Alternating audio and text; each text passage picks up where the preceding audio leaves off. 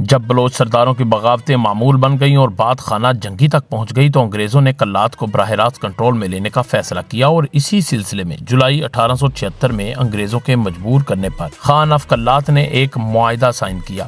اس معاہدے کو territory of Kalat کہا جاتا ہے۔ اس ٹیریٹری کے تحت ریاست کلات کی خارجہ پالیسی اور سیکیورٹی کی ذمہ داری انگریزوں کے پاس چلی گئی۔ کلات میں ایک پولیٹیکل ایجنٹ تعینات کر دیا گیا جو ریاست کا وزیر اعظم ہوتا تھا، یعنی خان آف کلات صرف نام کے حکمران رہ گئے تھے، اصل حکومت انگریزوں کا وزیر اعظم کرتا تھا۔ مری، بگٹی، لسبیلا، مکران اور خالان کے مقامی حکمرانوں سے ڈیل کرنے کے لیے بھی انگریزوں نے الگ سے پولیٹیکل ایجنٹ تعینات کیے۔ اس کے ساتھ یہ ہوا کہ 19ویں صدی کے سیکنڈ ہاف تک پہنچتے پہنچتے صرف ریاست کلات ہی کی آزادی ختم نہیں ہوئی بلکہ بلوچوں کا پورا ریجن بھی 3 حصوں میں بٹ گیا۔ وہ اس طرح کہ انگریزوں نے ایران اور افغانستان کے ساتھ بلوچستان کا بارڈر بھی سیٹ کر دیا۔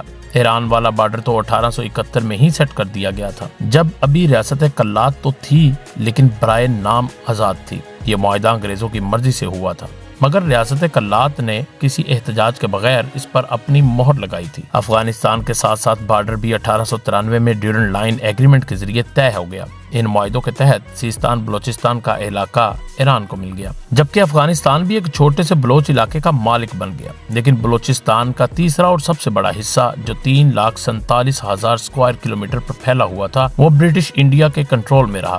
آج جو بلوچستان پاکستان میں شامل ہے یہ وہی حصہ ہے۔ ناظرین، آپ نے دیکھا کہ کیسے بلوچ قبائل ہزاروں برس کے اندر مختلف خطوں سے ہوتے ہوئے بلوچستان پہنچے۔ راستے میں انہوں نے بہت سی قوموں کے کلچر کو بھی اپنایا، اس کا حصہ بھی اپنایا، اس سے ان کا مکسچر بھی ہوا اور لہجے بھی ان کے اندر آئے۔ پھر بلوچستان میں ان قبائل کے اندر رفتہ رفتہ ایک سیاسی سیٹ اپ بھی بنتا چلا گیا۔ قبائل یونینز بنی اور سیاسی ارتقاء، پولیٹیکل ریولوشن کا سفر آخر کار ریاست کلات پر مکمل ہوا۔ اس ریاست نے سیاسی طاقت اور معاشی خوشحالی کا ایک دور بھی دیکھا۔ پھر جیسا کہ دستور رہا ہے کہ یہ سلطنت بھی زوال کا شکار ہوئی۔ جیسا کہ ہر عروج کو زوال ہے، تو رفتہ رفتہ ایک بڑی طاقت یعنی برٹش امپائر نے اس کو اپنے اندر ضم کر لیا۔